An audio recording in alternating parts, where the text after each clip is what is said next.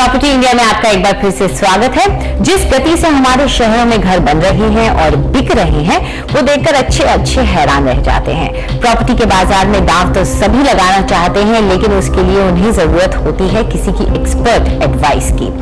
जब खरीदार प्रॉपर्टी खरीदने जाता है तो इतने सारे प्रोजेक्ट्स देखकर वो उलझन में पड़ जाता है कि किसके दावों पर भरोसा करे और कहां पर पैसा लगाए। ऐसे में अगर कोई आपको इन प्रोजेक्ट्स की रेटिंग दे दे तो काम कितना आसान हो जाए। ऐसा ही किया है CRISIL real estate star ratings ने। चलिए आज बेलगाम के प्रॉपर्टी बाजार का जायजा लेते हैं अनुराग झवर के साथ, जो कि डायरेक्टर हैं CRISIL real estate star ratings के। तो अनुराग, स्वागत है आपका। सबसे पहले तो यही जानना चाहेंगे कि आखिर ये शहर बेलगाम है कैसा, क्या क्या यहाँ पे खासियत है? शुक्रिया। बेलगांव जो है कर्नाटका शहर की चौथी बड़ी कर्नाटका प्रदेश का चौथा बड़ा शहर है और एक खास बात इस शहर के अंदर में है कि एक कल्चरल ट्रांजिशन जोन है महाराष्ट्र, कर्नाटका और गोवा के बीच का। एक इक्वी डिस्टेंस शहर है पुणे और बेंगलोर से, और उसकी वजह से जो इंडस्ट्रीज है यहाँ पर काफ़ी फ्लरिश करती हैं। एक बहुत पुरानी सीट है एजुकेशन की और काफ़ी बड़े बड़े पुराने इंस्टीट्यूट्स हैं जो बेलगांव के अंदर में आज भी उपस्थित है। 5 लाख की करीबन यहाँ की गणना है, तो एक छोटा शहर है, लेकिन ओवरऑल अगर आप उसे देखें तो नॉर्थ कर्नाटका के बीच का ये बहुत बड़ा कमर्शियल हब है। और बेंगलोर के बाद जो एक्सपोर्ट्स है यहाँ से सबसे ज़्यादा है, जो कि ऑटोमोबाइल्स के अंदर में, माइनिंग और वुड के अंदर में प्राइमरली होते हैं।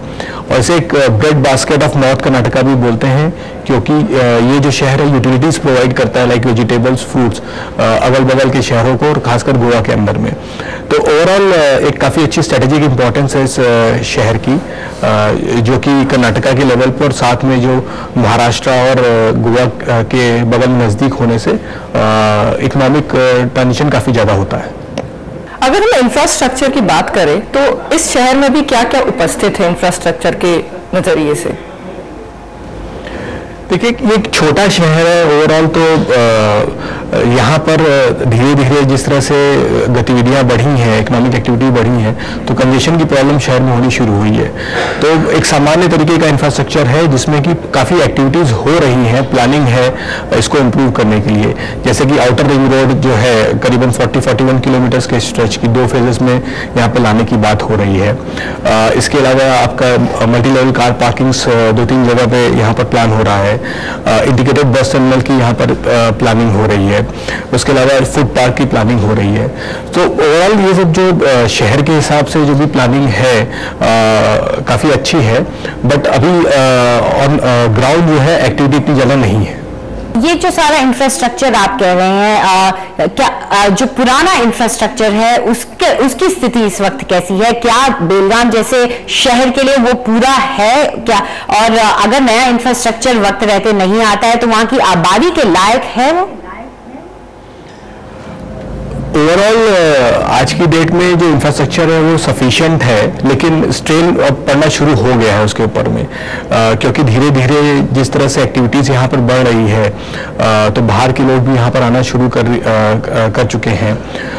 तो अभी ये सही समय है कि हमें जो बाकी और भी जो प्रोजेक्ट्स हैं वो यहाँ पर आना शुरू करें, ताकि एक डेडलॉक टाइप की सिचुएशन न बन जाए गोइंग फॉरवर्ड, जो कि मेजर मेट्रोज में हम लोगों ने फेस की थी।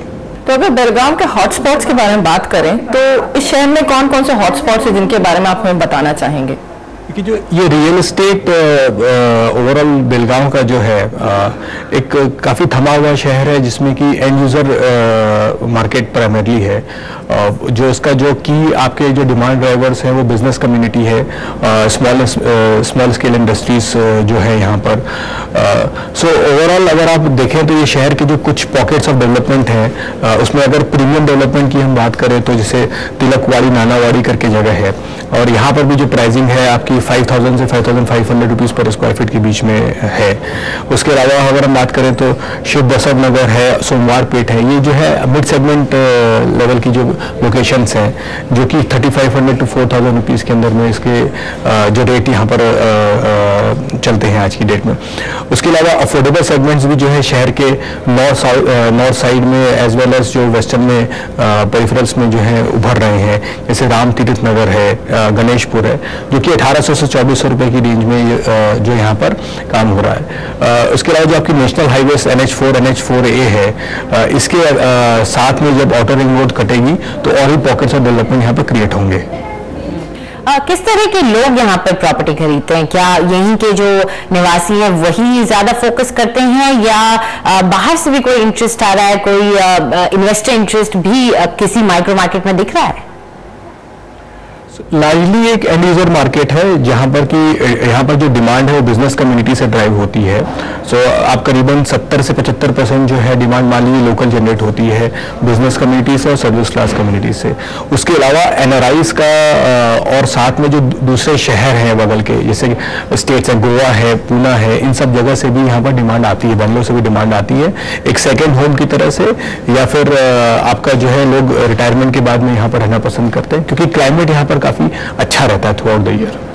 तो अगर हम रेटिंग स्टाइल के बारे में बात करें जो आप अपनाते हैं एक किसी शहर को रेट करने के लिए, तो वो आप उसके बारे में कुछ बता सकें हमें?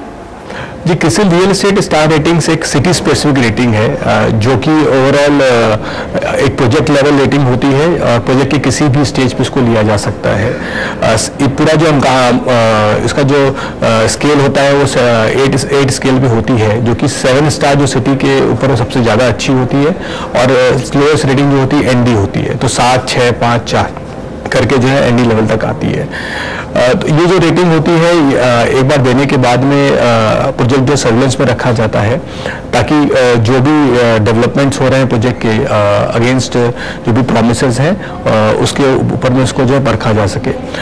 5 की एट्रीब्यूट्स होते हैं इसके अंदर में जो हम देखते हैं। एक होता है डेवलपर क्वालिटी, जो कि स्पॉन्सर है जो कि प्रोजेक्ट को कर रहा है, उनका ओवरऑल जो सिस्टम प्रोसेसेस कैसे हैं, उनका ट्रैक रिकॉर्ड कैसा है डिलीवरी का, और ओवरऑल फाइनेंशियल स्ट्रेंथ कैसी है ग्रुप लेवल की, वो देखा जाता है। लीगल क्वालिटी हम चेक करते हैं जिसके अंदर में कि अप्रूवल्स की जो भी स्टेटस होता है उसको चेक करते हैं ताकि हर स्टेट से रिलेटेड जो भी अप्रूवल्स हैं क्या वो प्रोजेक्ट वो सारे अप्रूवल्स को पा चुका है कि नहीं पा चुका है, या फिर किस स्टेज पे वो चीज़ें चल रही है। लीगल रिस्क को चेक करते हैं उससे हम।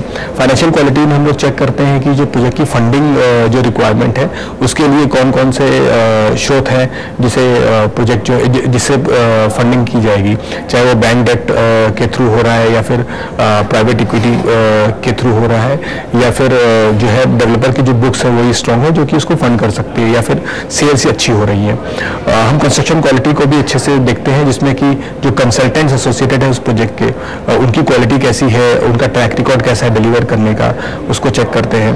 क्वालिटी से रिलेटेड जो भी चीज़ें वहाँ पर हो रही है, चाहे वो सैंड की क्वालिटी या फिर सीमेंट की क्वालिटी या ब्रिक्स की या फिर स्टील की क्वालिटी जो है, जो भी नॉर्म्स है ले डाउन है डेवलपर उसको फॉलो कर रहा है कि नहीं कर रहा है उसको चेक किया जाता है। और फिर फाइनली हम इनोवेशन को भी चेक करते हैं कि एक प्रोजेक्ट जो है अलग तरीके के कौन से पहलू लेकर के आ रहा है। तो इन 5 पैरामीटर्स को हम लोग डिटेल में चेक करके फिर एक रेटिंग देते हैं जो सिटी स्पेसिफिक रेटिंग होती है।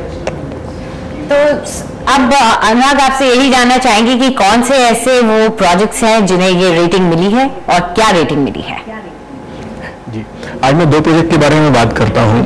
जो पहला प्रोजेक्ट है वो है एडम रियल्टी पार्टनर्स की तरफ से, प्रोजेक्ट का नाम है बेला विस्टा। इसका फेज 1 हमने रेट किया हुआ है। ये प्रोजेक्ट नानावाड़ी में जो कि एक प्रीमियम लोकेशन है वहाँ पर सिचुएटेड है। ओवरऑल 1.2 लाख स्क्वायर फीट का फेज 1 जो प्रोजेक्ट है कंप्राइजिंग ऑफ विलास और अपार्टमेंट्स हैं। ये प्रोजेक्ट जो लॉन्च हुआ था जून 2010 के अंदर में, उस समय अराउंड 3000 रुपीज़ पर स्क्वायर फीट में लॉन्च हुआ था और आज की डेट में करीबन 4500 रुपीज़ का यहाँ पर प्राइसिंग है। इसकी जो टाइमलाइंस है डिलीवरी की वो दिसंबर 2013 से शुरू हो चुका है डिलीवर होना, और 87% जो प्रोजेक्ट है ऑलरेडी कंस्ट्रक्ट हो चुका है। एक मिड सेगमेंट से लग्जरी सेगमेंट का ये प्रोजेक्ट है जहाँ पर यूनिट्स जो है 45 लाख से लेकर के 2.85 करोड़ के बीच में अवेलेबल है। इस प्रोजेक्ट को हमने जो है रेट करके बेलगांव 5 स्टार की उपाधि दी है। दूसरा जो प्रोजेक्ट है जो हमने रेट किया है वो लोटस लैंडमार्क्स ग्रुप की तरफ से है। ये चौगलेवाड़ी में सिचुएटेड है जो कि तिलकवाड़ी अगेन एक प्रीमियम लोकेशन है, वहाँ से 2 किलोमीटर की रेंज के अंदर में आता है। अगेन 2.5 लाख स्क्वायर फीट का ये प्रोजेक्ट है जो कि फेज 1 हमने रेट किया है। लोटस काउंटी फेज 1 नाम है इसका। ये जो है मार्च 2012 में लॉन्च हुआ था, करीबन 3375 रुपीज़ स्क्वायर फीट के पे लॉन्च हुआ था, और अभी इसका जो प्राइस है 4075 रुपीज़ का है। इसका डिलीवरी टाइमलाइंस जो मई 2015 का है, 35 लाख से लेकर के 1.5 करोड़ के बीच में ये प्रोजेक्ट की यूनिट्स अवेलेबल है। अपार्टमेंट्स एंड विलास दोनों का कॉम्बिनेशन है इसके अंदर में, और इसकी जो रेटिंग है वो भी बेलगांव 5 स्टार लेवल की है। तो अनुराग, जाते जाते आपसे एक इन्वेस्टमेंट एडवाइस जरूर लेंगे। आप क्या कहेंगे कि बेलगाम में कौन सा ऐसा इलाका रहेगा जो निवेशकों के लिए ठीक रहेगा, जो अपना पैसा कम पे एंटर करना चाहते हैं और प्रॉफिट बुक करके बाद में निकलना चाहते हैं, उनके लिए कौन सा इलाका सबसे बेहतरीन रहेगा?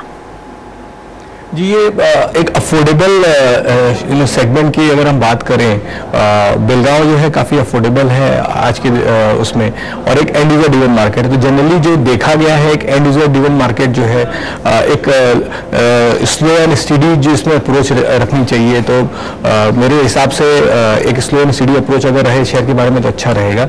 जो अफोर्डेबल सेगमेंट्स हैं, अफोर्डेबल जो लोकेशंस हैं, जैसे कि गणेशपुर और रामतीर्थ नगर, ये सब एरियाज जो है मेरे ख्याल से इसमें इन्वेस्ट करके टिके रहने से अच्छा रिटर्न मिल सकता है। जी, चलिए, इस महत्वपूर्ण जानकारी के लिए बहुत बहुत शुक्रिया आपका अनुराग। तो आशा करते हैं कि अगर बेलगाम में आपकी नजर है, वहां आप पैसा लगाने के लिए सोच रहे हैं, तो ये जो बातें आज अनुराग ने आपको यहाँ बताई है, इनसे आपको फायदा होगा। साथ ही रेटेड प्रोजेक्ट्स के बारे में अगर आप सोचते हैं तो ये आप ही की आसानी के लिए हैं, क्योंकि इसमें कम से कम हर डेवलपर की कुछ खासियतों को देख करके ही उनको ये रेटिंग दी जाती है। फिलहाल अनुराग, बहुत बहुत शुक्रिया आपका स्टूडियो में आने के लिए। अभी जाइएगा नहीं, आगे देखेंगे शहरों की प्रॉपर्टी के दामों को बताने वाले सूचकांक क्रेजिडेक्स के बारे में एक रिपोर्ट। साथ ही बताएंगे कि क्या कमियां आई हैं इस सूचकांक में, या ये सूचकांक बिल्कुल सही है। ये सब देखेंगे एक ब्रेक के बाद।